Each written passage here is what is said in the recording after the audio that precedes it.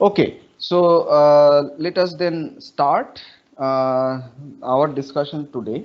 So far what we have done, and hopefully you have managed to get a connection between the first lecture that we have discussed, where we have discussed an experiment, and that is the photon polarization problem, and then suddenly I switched to the two-dimensional coordinate geometry,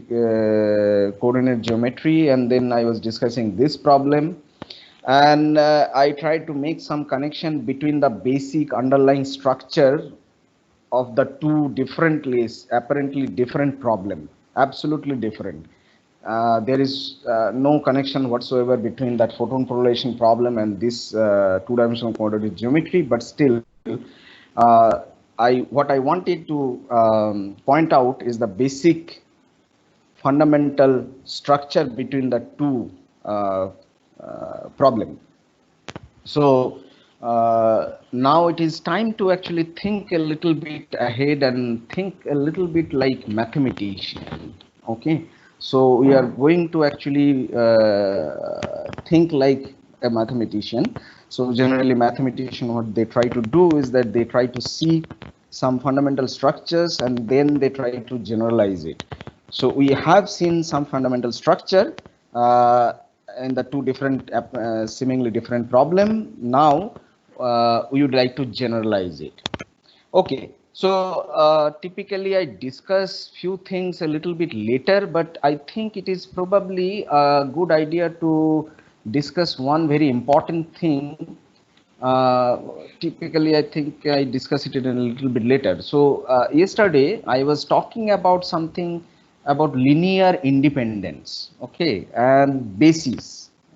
So let me try to discuss this linear independence a little bit at the very beginning here.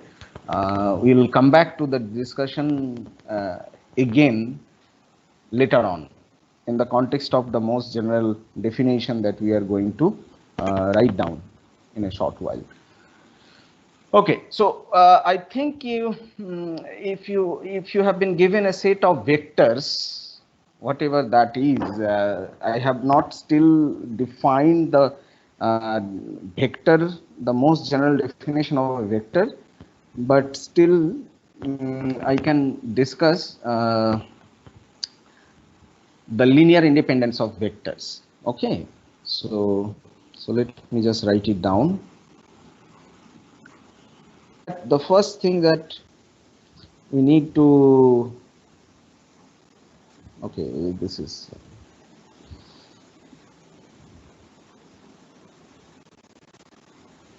today my pen is not working correctly, so just give me a moment.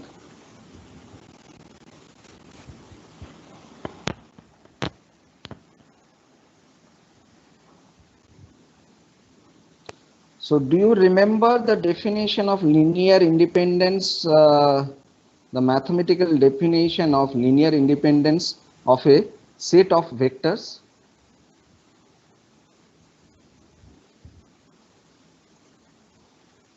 Yes, sir. Yeah, okay. So very good then. So I'll still repeat it once more. So if I have been given a set of vectors R1, R2 and R3, okay, so I guess I can still use this vectors of in this 2D system or 3D coordinate systems, Cartesian coordinate systems, R1, R2, R3. We call them linearly independent, okay, linearly independent. Okay, so today this pen is somehow,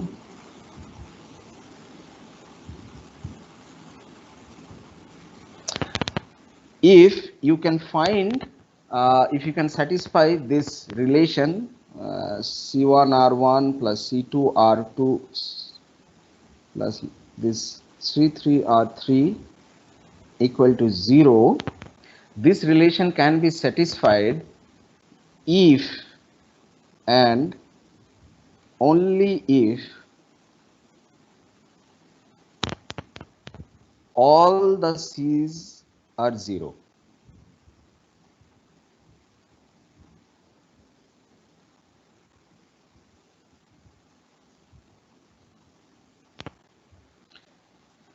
I hope you can understand like the statement, like why this is called linearly independent. First of all, linearly independent because linear, that statement linear because these coefficients have the power, only the linear power.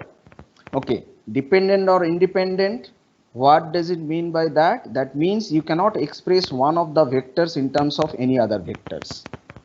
Okay, so a much simpler problem would be to consider just two vectors.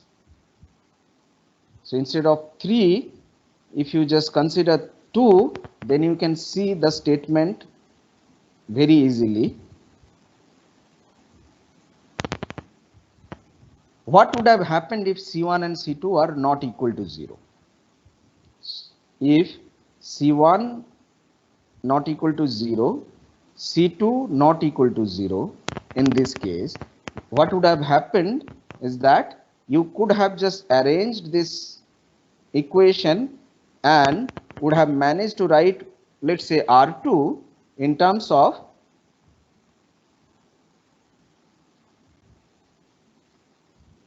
R1.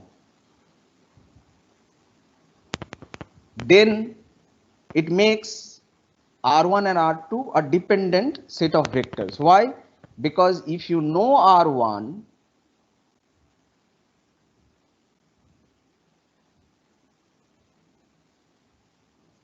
immediately you can figure out what R2 is just by choosing your or setting your coefficients C1 and C2.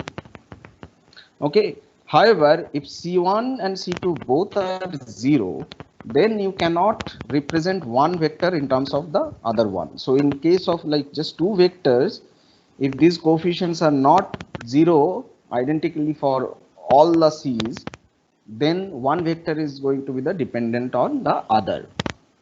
So this observation is actually extended for more vectors. So instead of, that's why I said that you actually write, you have three vectors, then the same condition applies.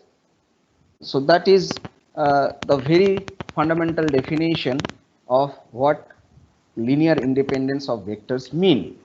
Now it is pretty obvious for us to see, like in 2D Cartesian geometry, why we have actually only two linearly independent vectors. Okay, in Cartesian geometry that we have been discussing, if you choose any two vectors, you can see that in this problem, if you choose any set of three vectors, it is always possible to write the third vector as a combination of the other two vectors. Always possible. Okay, so that's why the second definition comes, and that is called the dimension of the vector space. So that space, in this case, this is the coordinate, two-dimensional coordinate geometry. So what is the maximum number? So let me just summarize this. I'll give more formal definition. So maximum number of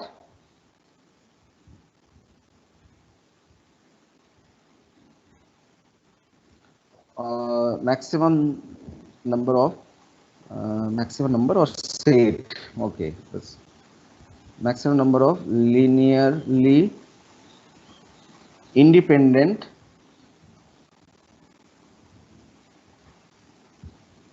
vectors are called the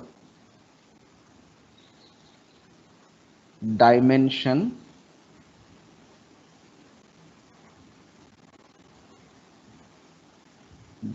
of the space. Please remember, I think we had a discussion about the linear independence and orthogonality. I have not mentioned anything about orthogonality or anything. Okay, So all I need just the linearly independent set of vectors. Is there was a question? Was there?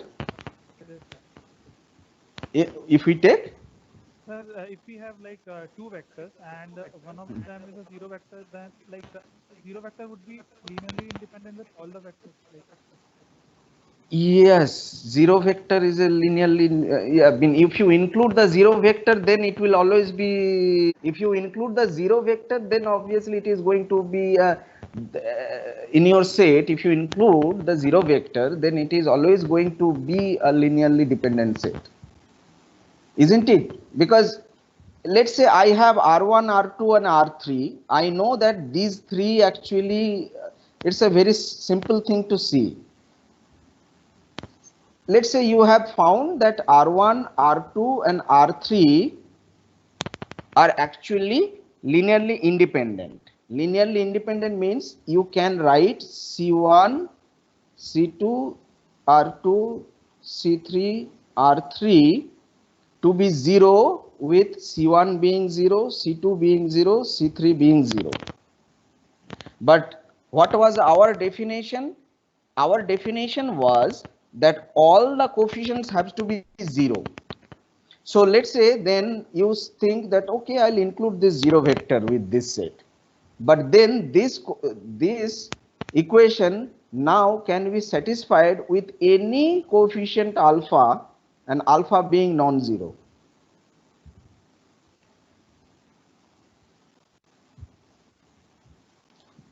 In the case of statement of linear independence, please remember that this statement can be satisfied if and only if all these coefficients are 0. That is very important. I think I made it. Yeah, I think I mentioned it very carefully, that it is if and only if all the C's are 0. It is possible, look, the trivial thing is to satisfy this equation by setting everything to be 0. But if you can find any other combination to satisfy it, then that set is linearly dependent. And that's why this statement is so important, if and only if. Which is not the case if you include the 0 in the set. Is it clear? Rupesh, I think Rupesh had the question. yes, yes, sir, yes, sir. Is it clear? Yes, sir, it is clear, sir. Okay. Sir, one more question. Yeah. Sir, can a space have multiple bases? Can Can a set have multiple bases? yes, a spaces Like, can have multiple bases. Yes, yesterday we talked about it. No, this was this question. Can we have a multiple basis set for two-dimensional geometrical coordinate space? This example, take a look into this. okay, sir. Got it, sir. Yeah. So, but the You dimension can. has to be unique, sir. Yeah, dimension is unique. That is true. Dimension is unique. Dimension of the space is unique. So the dimension of the space, as you pointed out, it has to be unique. Here, our typical basis that we use in our 2D coordinate geometry, that is that I cap and j cap, as we choose as the two basis vectors, and then we write any other vector in terms of that I cap and j cap. Okay, it's quite easy to see why this I cap and j cap are actually linearly independent. You can see this I cap. Okay, I will use this as a representation. So this is matrix representation.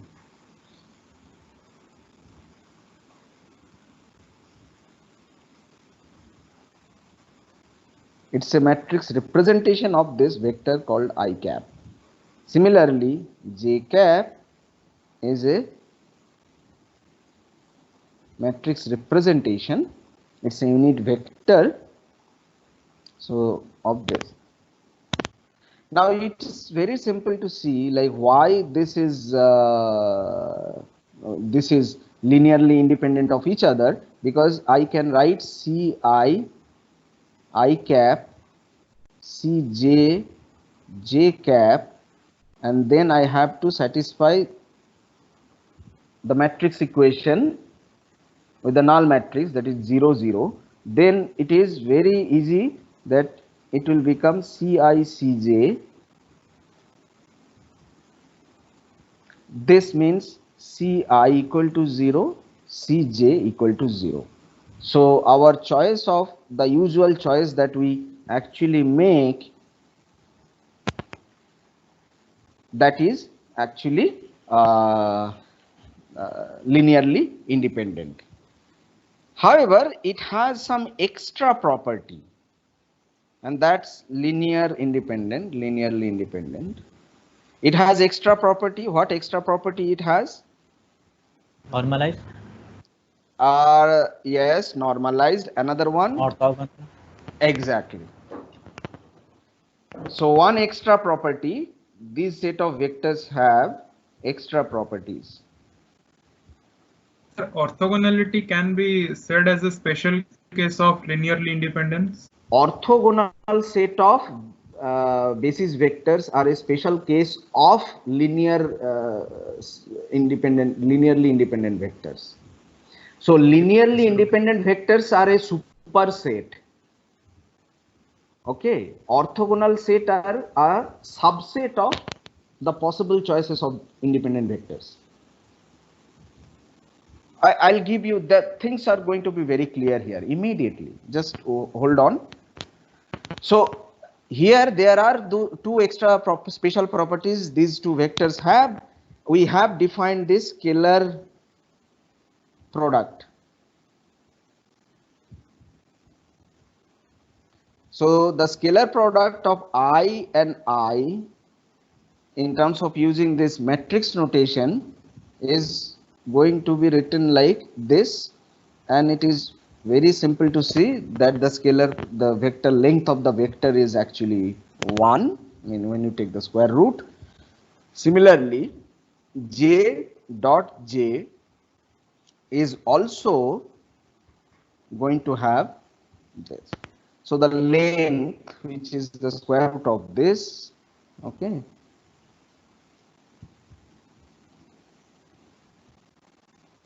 so unit length or normalized. The second important extra property that this set of vectors have, second extra property. Why I am calling extra? Because these were not necessary. Linearly independence was sufficient. These are just extra properties, okay, which will help you to do the calculation much easier, just the calculation will become much easier to handle. Okay, we will see over time. Okay. The second extra property is that if you take the scalar product between the two, that is I and j, then it is not very difficult to see that the scalar product is 0. So this is the definition of orthogonality.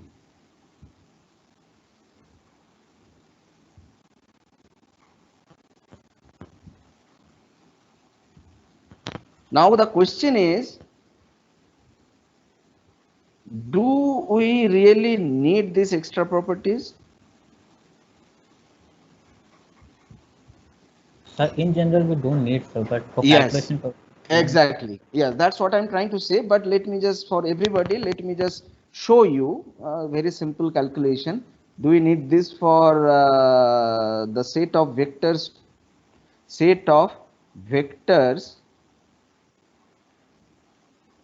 to be considered as basis?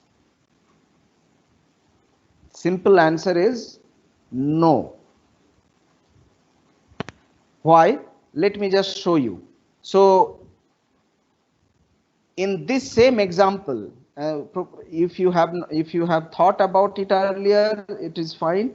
So let us just think, can I just choose two non-orthogonal set of vectors and consider them as basis?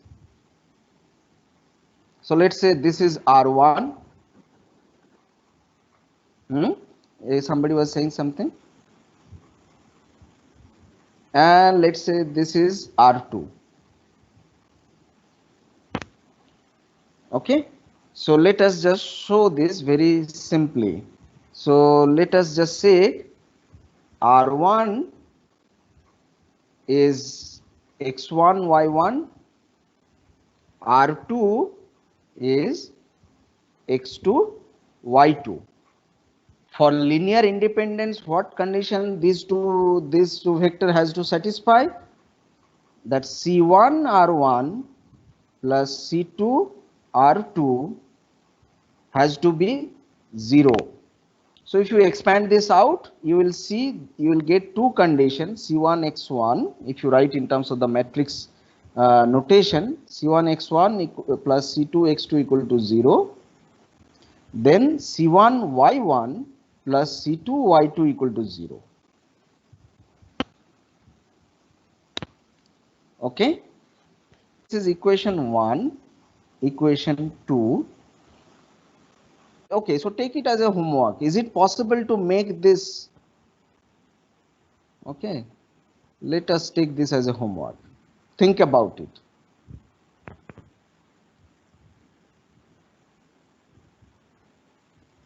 Can we have non-orthogonal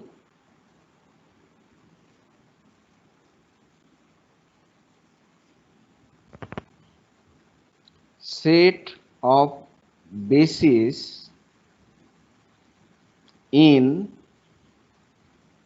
2D Cartesian space?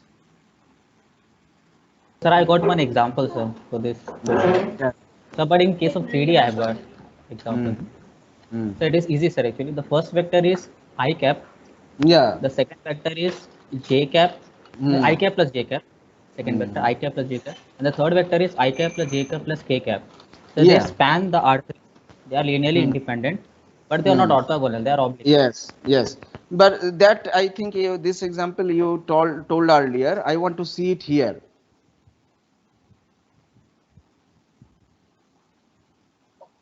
Okay, let us discuss this. Can you see that that is a possibility? Is Sir, it possible? so this one, the first vector is I cap, the second vector is I cap plus j cap. Yes. So they span R2 and they are linearly independent as well, but they are not orthogonal. Yeah, that is an. Okay, but okay, yeah, that is fine. That is also I agree. Here,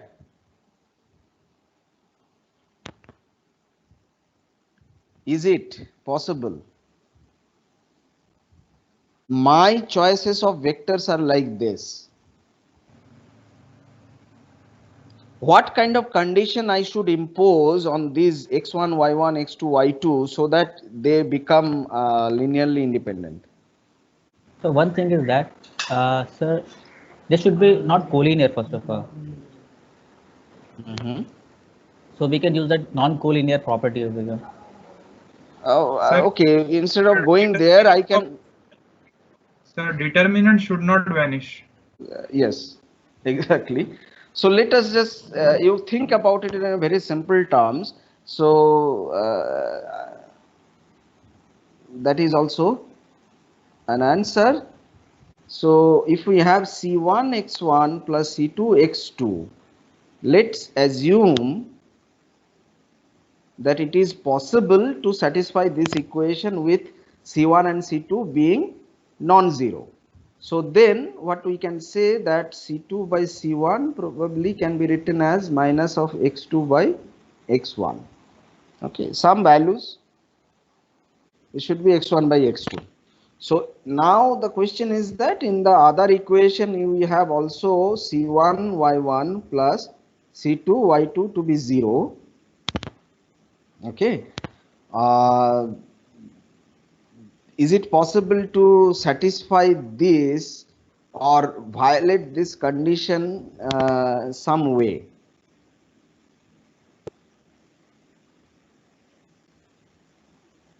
So you can once again here as well you can write y2 by y1 or y1 by y2 of just a moment, y1 by y2 by y1 equal to minus of uh, c2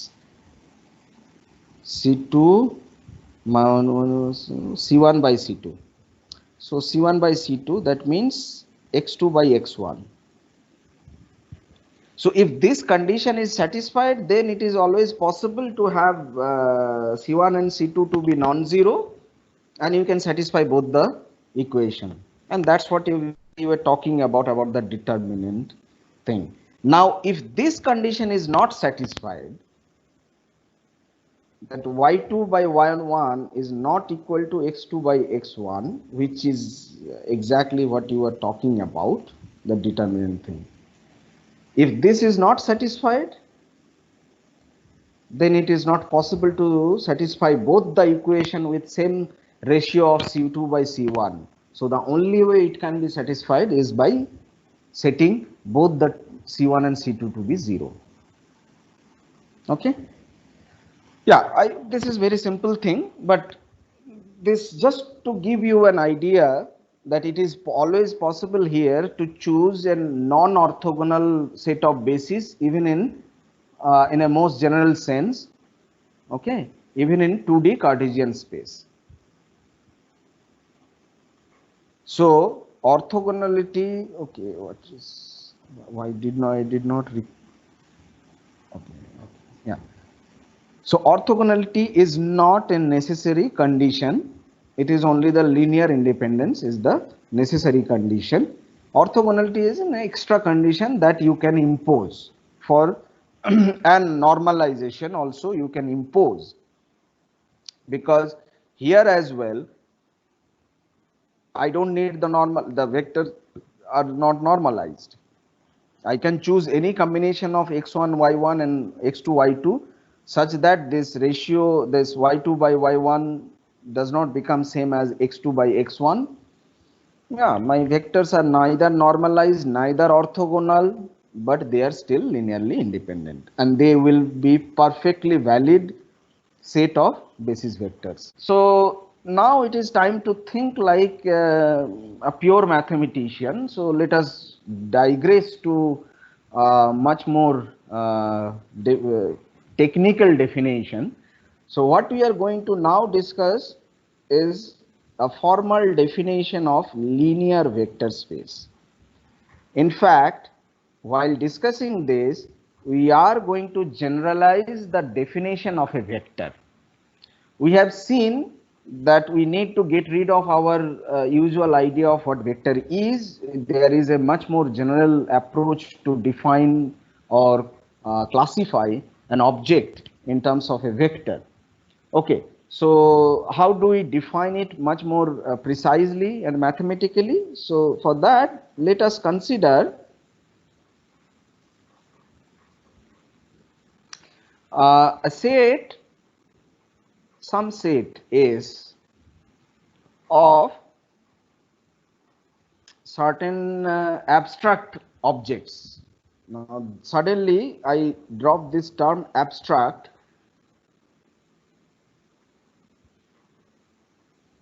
Why we actually drop this term abstract? Because now we want to generalize the definition of a vector. Vector does not always mean some object like this.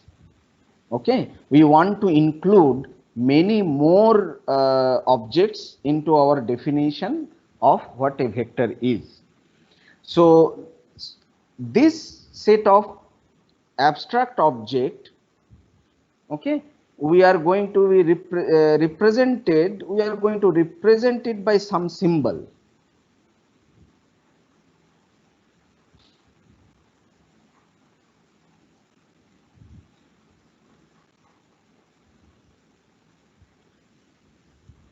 like this. So for example, we write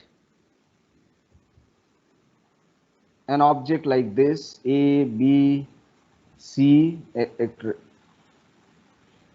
etc. So if these objects have the following properties, so if these objects have the following properties,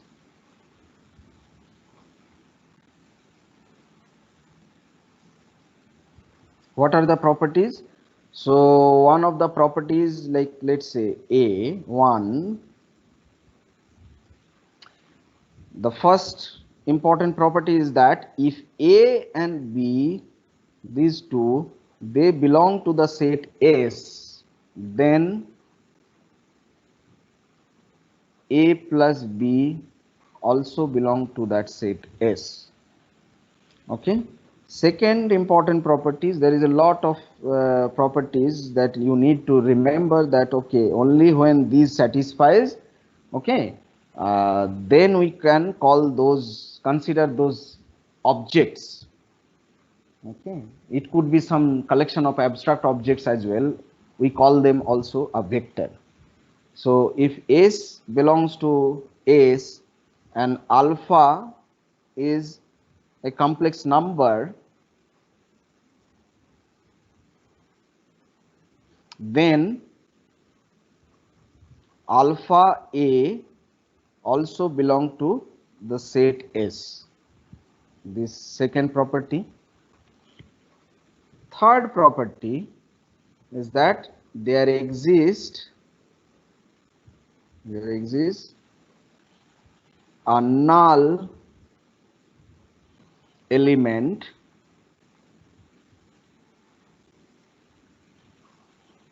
in your set S such that for any A belonging to S, we have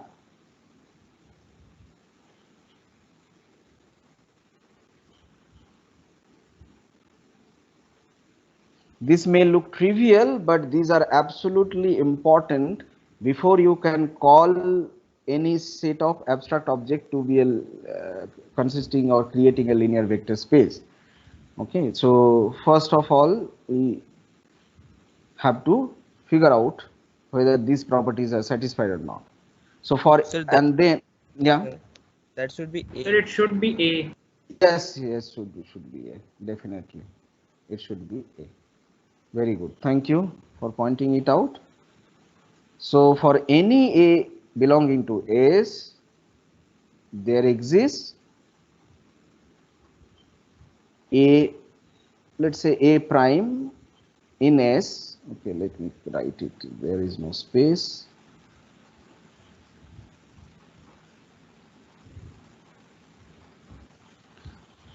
Such that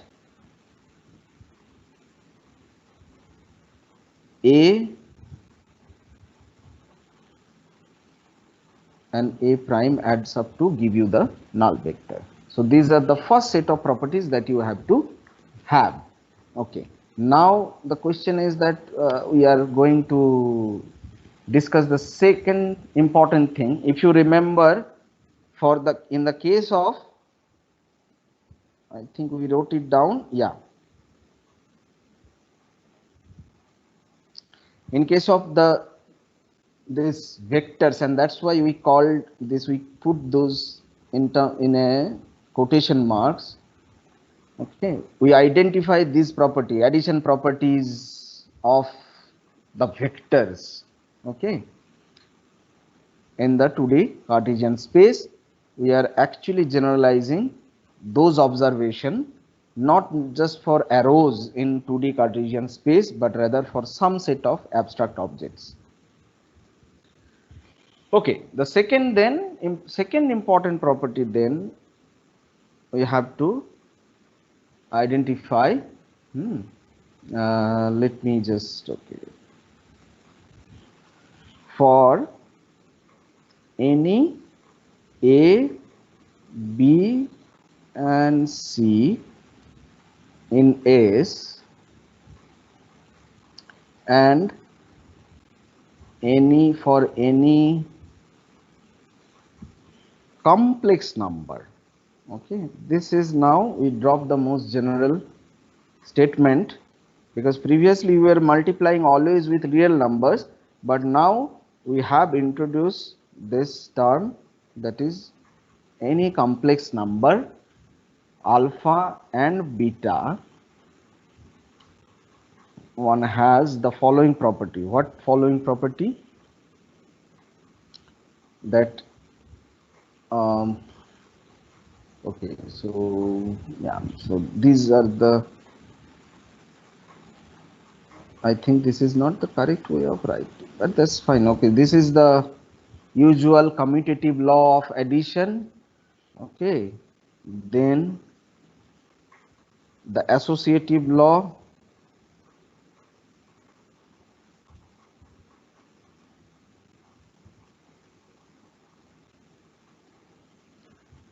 okay, then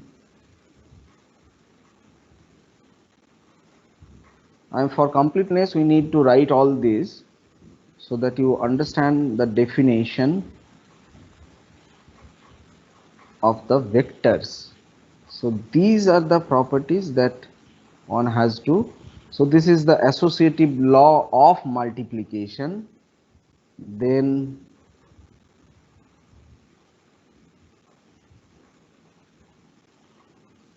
this is the distributive law of multiplication with respect to the addition of complex number.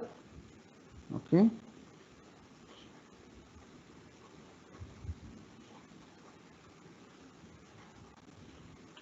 and this is also true.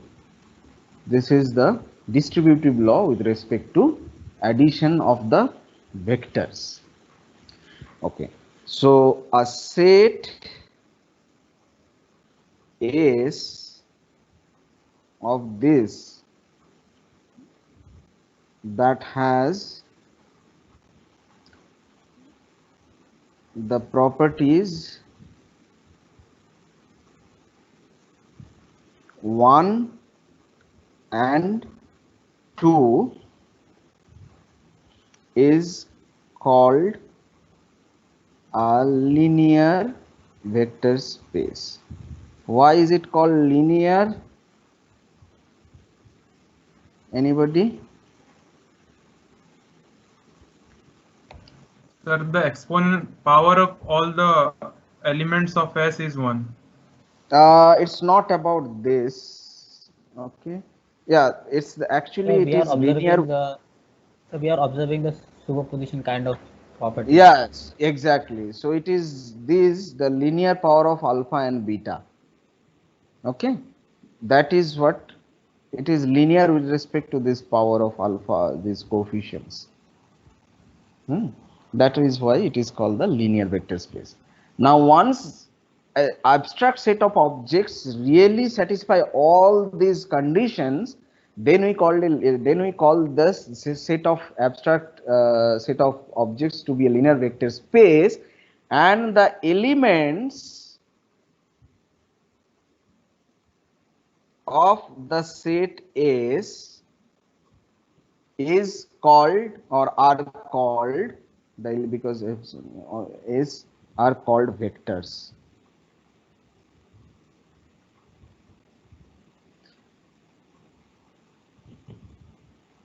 This is very important.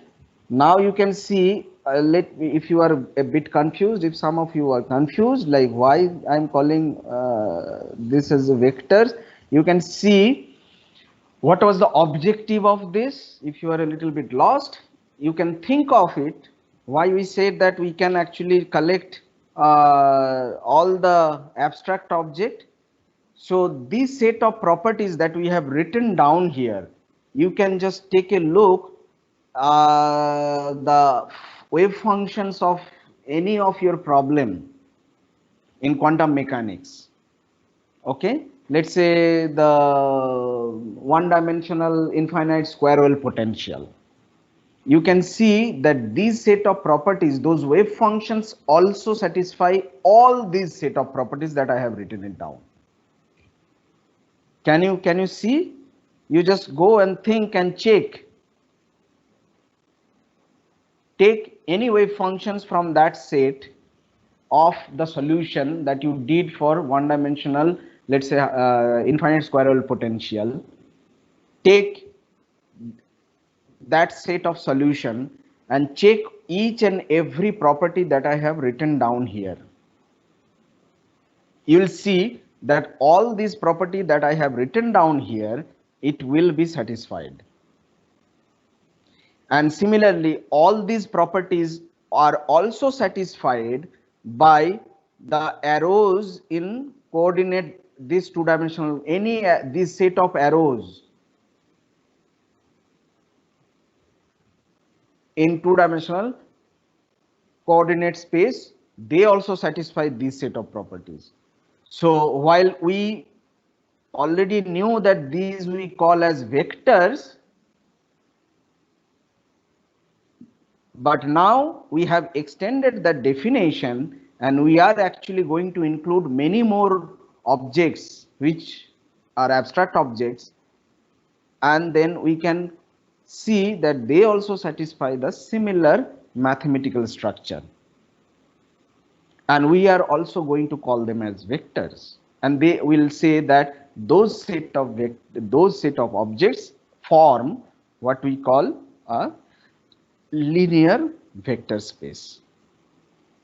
Okay, so the whole of quantum mechanics is based on or built on the mathematical foundation of this linear vector space. So we have to learn a little bit more about linear vector space, which we are going to do in the next lecture. We'll dig a little bit more deeper. We'll define we have defined something like this. Then next thing is to define the in case of 2D coordinate geometry, you remember what we defined. We first defined the vectors, but then we also defined something else, and that is the norm. So we have to find out how to define the norm. Okay, in this, for the case of this arbitrary abstract set of vectors.